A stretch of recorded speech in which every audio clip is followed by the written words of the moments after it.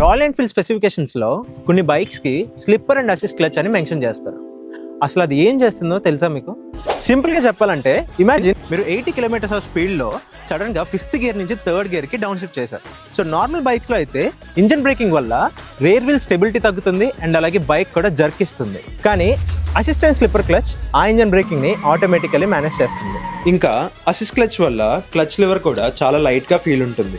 Especially city ట్రాఫిక్లో ఫ్రీక్వెంట్గా gear changes ఉన్నా కూడా హ్యాండ్ ఫెటిక్ చాలా తక్కువ ఉంటుంది.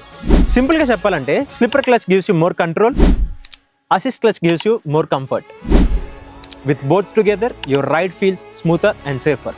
ఈ slip and assist clutch feature Royal ఎన్ఫీల్డ్లో ఎట్ ప్రెజెంట్ మిటియోర్ 350తో పాటు ఇంకే బైక్స్ ఉందని మీకు తెలిసినట్టయితే గెస్ట్ చేసి కమెంట్ చేయండి.